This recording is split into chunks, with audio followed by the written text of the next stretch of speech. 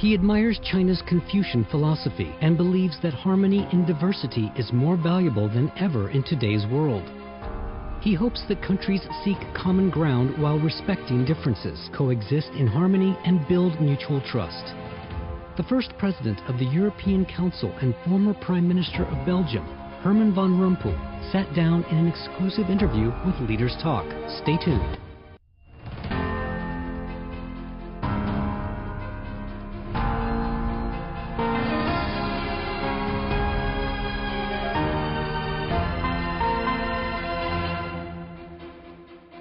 Hello and welcome to Leaders Talk, where we meet leaders, singers, and true leaders. I'm He Yanke.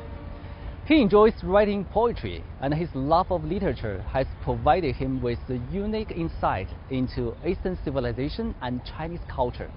He is our guest, Herman Van Rompuy, the first president of the European Council and the former Prime Minister of Belgium.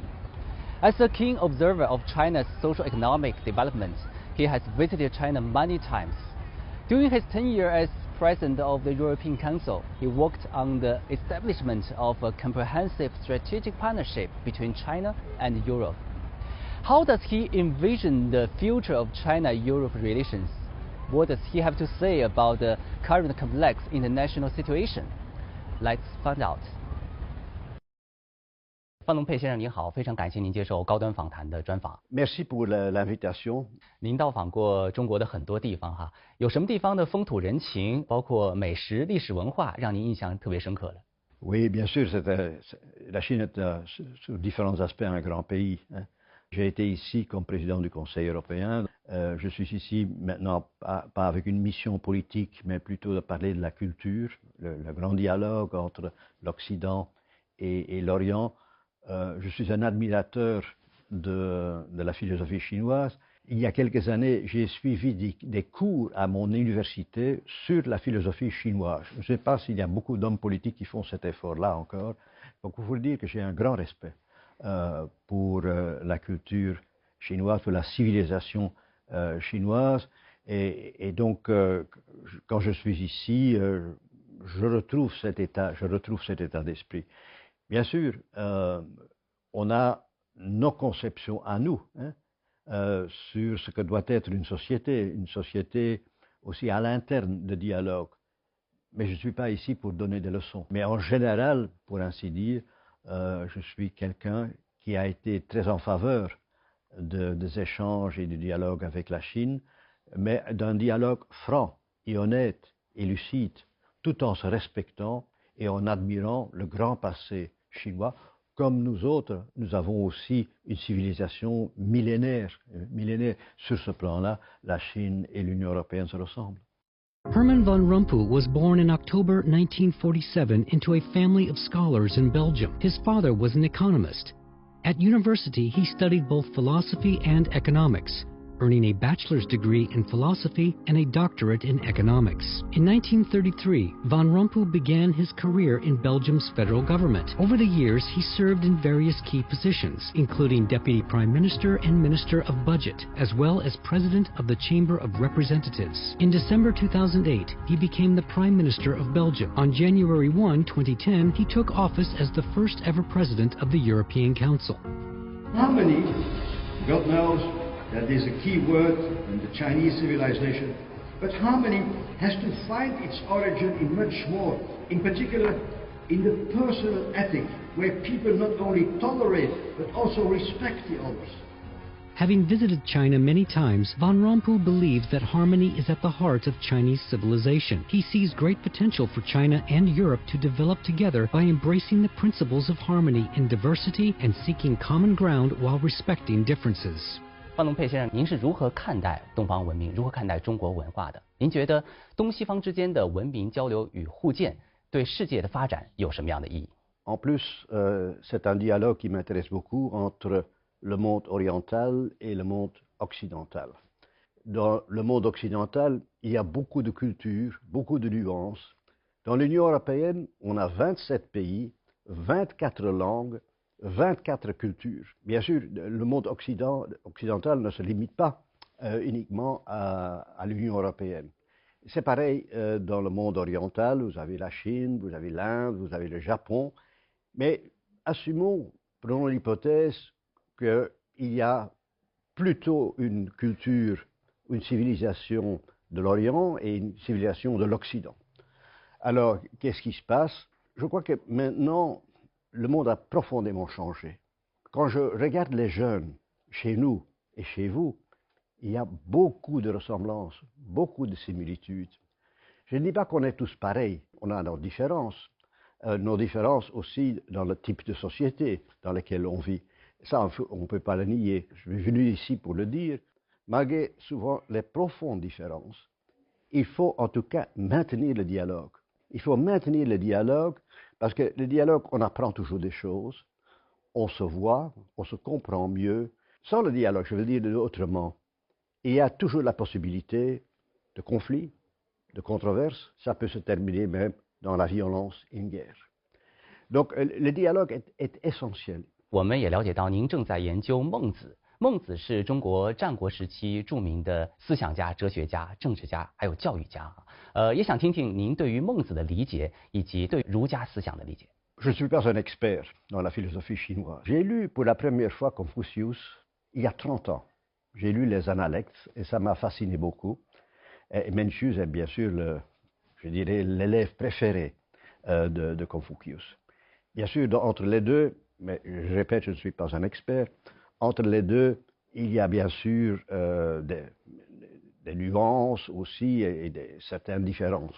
Mais ce qui me fascine chez Mencius, c'est qu'il considère l'homme comme fondamentalement bon. Et ça m'a beaucoup frappé. Dans la philosophie européenne, il y a aussi des philosophes qui partent de ce principe. L'homme n'est pas mauvais, l'homme est fondamentalement et de nature quelqu'un de bon. Mais dans le monde dans lequel on vit, où il y a tellement de méfiance entre les personnes, dans chaque société, une méfiance entre les États, méfiance souvent entre les civilisations. Bien sûr, quand je vois Confucius, quand je vois Mencius, la valeur principale, c'est l'humain, c'est l'humanité, c'est l'humanisme. Donc, il y a beaucoup de ressemblances entre les grandes philosophies dans ce monde, en Occident et en Orient. La différence, bien sûr, c'est que chacun donne un contenu plus précis à cette approche globale d'amour, en fait. Ça, on le sait. Le grand problème, c'est que même si on considère que la bonté est quelque chose de fondamental pour un homme, est-ce qu'on le met aussi en pratique? Est-ce qu'on vit selon ces principes? Non seulement dans la vie personnelle, mais dans la vie des nations.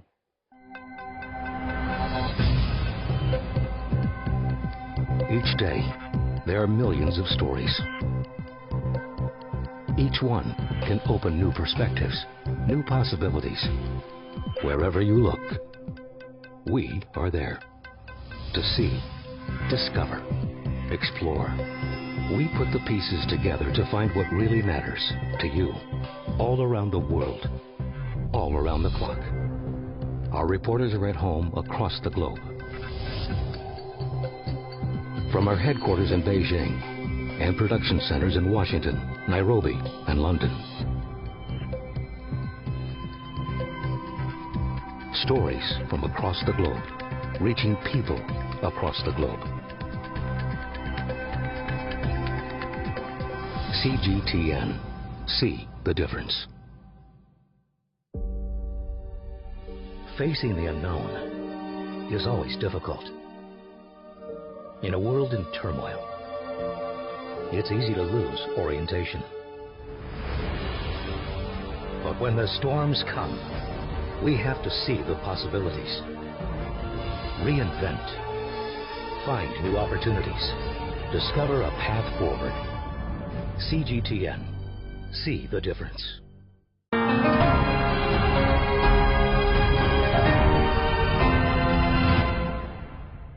刚才我们聊到了文明的交流与互鉴啊，我们看欧洲文明它具有包容性和多样性。当然，中国古代哲学呢也强调要用和而不同的理念去探讨不同文明、不同国家之间的平等和谐相处之道。您是否认为和而不同的理念能够帮助维护世界文明的多样性？ Cette idée d'harmonie est une idée qu'on retrouve dans la philosophie chinoise, mais qu'on retrouve de facto aussi, disons, dans la philosophie européenne. Et je prends l'Union européenne. J'ai eu le privilège de présider pendant 5 ans le club, le conseil des premiers ministres et des présidents de 27 pays, 28 pays à un moment donné, de l'Union européenne. Ils représentent, comme je viens de le dire, des cultures différentes. Dans chaque pays, il se peut qu'il y ait différentes cultures. Dans mon pays, on parle 2 langues, dans ce petit pays avec 11 millions d'habitants. Et je peux vous assurer, il y a des différences culturelles. Mais ce qu'on veut faire en Belgique et dans l'Union européenne, c'est de mettre tout ça en harmonie. De sorte qu'on travaille ensemble, qu'on cherche chaque fois qu'est-ce qu'on peut faire ensemble. Partant souvent de différents intérêts, parce que chaque pays a ses intérêts à défendre, partant chaque fois d'une autre histoire et partant chaque fois aussi d'une autre culture. Et comment quand même travailler ensemble, vivre ensemble. Et ça c'est quelque chose de fascinant, parce que ça c'est l'humanité. Éviter les conflits et la guerre et essayer de vivre en paix. Et certainement dans la période dans laquelle on vit, où il y a à nouveau des guerres, même une guerre sur le continent européen.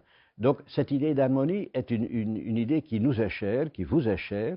En tout cas, ce que je suis d'accord aussi, c'est que l'harmonie ne veut pas dire qu'on est tous les mêmes. Ça, c'est une idée fausse de l'harmonie. Il faut respecter la diversité. Mais il faut, dans cet effort-là, reconnaître qu'on est différent. Ça ne sert à rien de faire comme si on était tous les mêmes. Le plus important, ce n'est pas de devenir un, mais de s'entendre, de s'écouter et, en fin de compte, de trouver des moyens de travailler et de vivre ensemble. China and the EU are each other's second largest trading partners, with bilateral trade reaching nearly $1.5 million every minute. The total two-way investment has reached more than $250 billion. The China-Europe Railway Express has completed over 100,000 trips, becoming a golden corridor for trade between Asia and Europe. The year 2025 marks the 50th anniversary of diplomatic relations between China and the EU. It's a pivotal moment that bridges the past and the future of China-EU relations.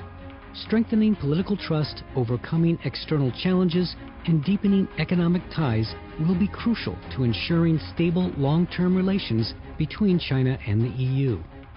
中国进一步扩大免签国家范围，您觉得这样的政策会如何去加强中欧之间的经贸往来以及人文交流？ C'est une très bonne chose. Qu'on ouvre les possibilités de se voir, de se rencontrer, de se connaître. Pour moi, on peut élargir, disons, l'ouverture de voyages sans visa à d'autres pays européens encore, outre ceux qui ont déjà, qui bénéficient déjà de cette ouverture de visa. Donc moi, j'applaudis tous ces contacts. Bien sûr, le tourisme et la culture peuvent aider. Si on peut s'exprimer d'une façon libre en Europe et en Chine. 那您认为欧洲方面是不是也应该增加一些人员往来的便利措施？ Oui, je ne connais pas la réglementation, hein, mais si l'Europe peut le faire, oui, bien sûr, pourquoi pas. 我们看到，比如说像中欧班列构筑的一条非常稳定、安全的供应链生命线，也得益于习近平主席提出的共建“一带一路”倡议对于设施联通、贸易畅通的促进作用。您如何看待“一带一路”倡议在中欧关系中发挥的作用？ La prospérité de la Chine a commencé d'une façon vertigineuse dès qu'ils sont devenus membres de l'Organisation mondiale du commerce. Et ça a beaucoup aidé à l'essor économique de la Chine. On doit veiller à ce que, disons, le flux de marchandises entre non seulement la Chine et l'Union européenne, mais sur le plan mondial, puisse continuer à fonctionner. Et certaines initiatives contribuent à tout cela. C'est une bonne chose. Parce que le commerce mondial, c'est la prospérité pour tous, pour ainsi dire. Hein. Donc j'applaudis toutes les initiatives qui qui encouragent et qui rendent possible, disons, cette interconnectivité. En général, j'apprécie des efforts qui sont faits sur le plan chinois, mais il y a d'autres initiatives aussi du côté européen qui sont intéressantes pour avoir, disons, ce libre-échange et qui est profitable à tout le monde.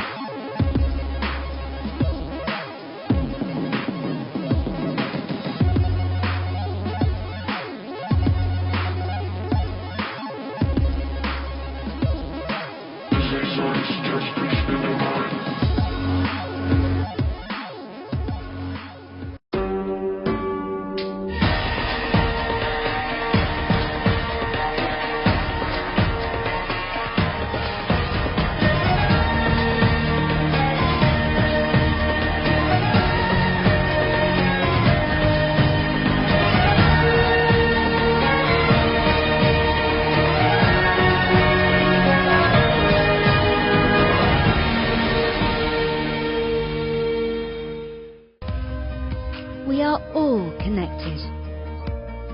Across borders, across continents, connected by ideas, a shared humanity.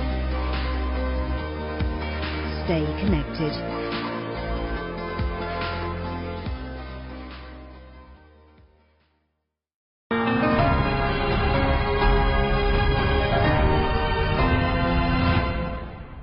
某些国家对于中国的认知似乎存在着某种程度上的认知赤字，包括一些误解和误判。是不是我们应该做一些什么来改善现在这样一个现状？ Il y a le problème, disons, du déficit commercial entre la Chine et l'Union européenne. Il faut ouvrir davantage les marchés. Nous devons être plus compétitifs encore. Du côté chinois, sur le marché européen, on doit veiller s'il y a, disons, des conditions de concurrence aussi justes, qu'il n'y a pas de subsides cachés et autres. Donc, c'est un domaine délicat, mais c'est un problème économique. Il y a une méfiance qui est, sur le plan mondial, qui est plus profond, entre les grands acteurs dans le monde. Et là, je crois qu'on doit travailler à ce qu'il y ait davantage de confiance, et là aussi le dialogue est d'une très grande importance. Je crois qu'on doit travailler à ce qu'on appelle le multilatéralisme, cette ouverture des marchés soit le plus possible garantie.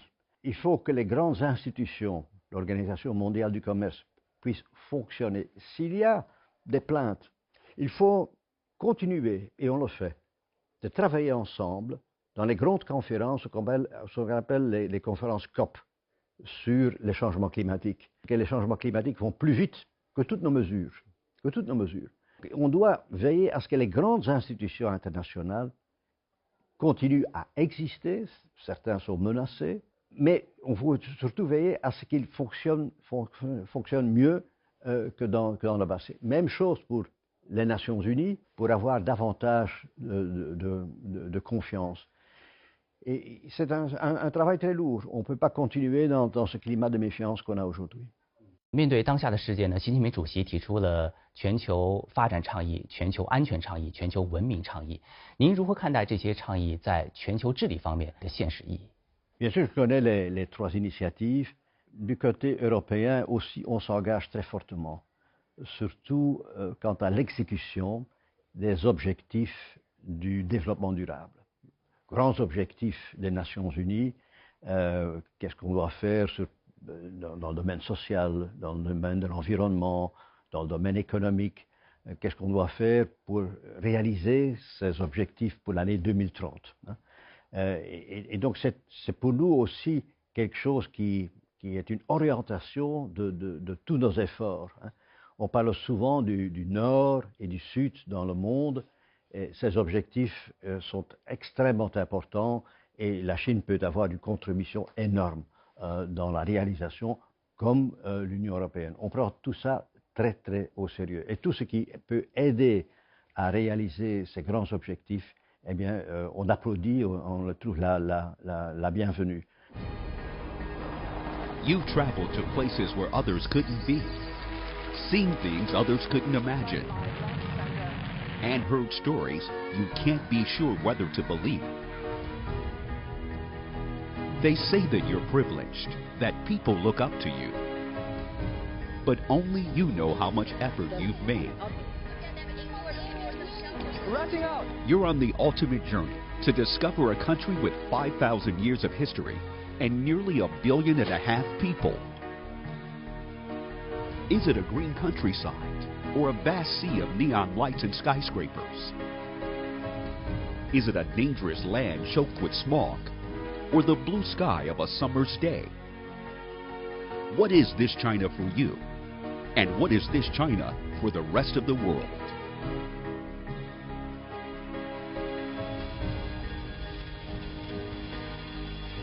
CGTN. See the difference.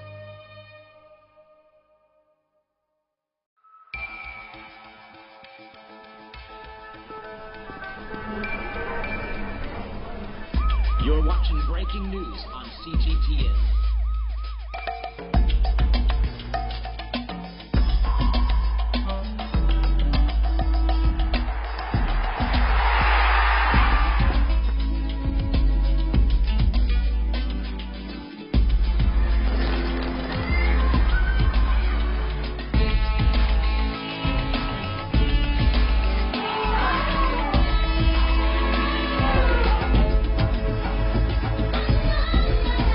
You're watching CGTN with the latest market-moving headlines from around the world.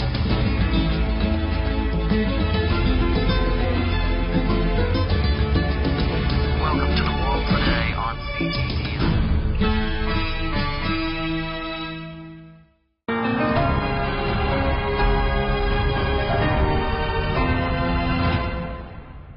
您曾经在比利时中央银行就职过，而且还担任过比利时的预算大臣，所以我有世界经济相关的问题也想请教您。现在保护主义、单边主义抬头，您觉得我们应该如何去应对这样一个全球共同的挑战？ Et c'est un défi pour tout le monde. Je l'ai dit tout à l'heure, il faut maintenir toute la structure multilatérale. Il faut lutter contre le protectionnisme en général, parce que, disons, la prospérité pour tous vient du libre-échange. Et là, il n'y a aucun doute.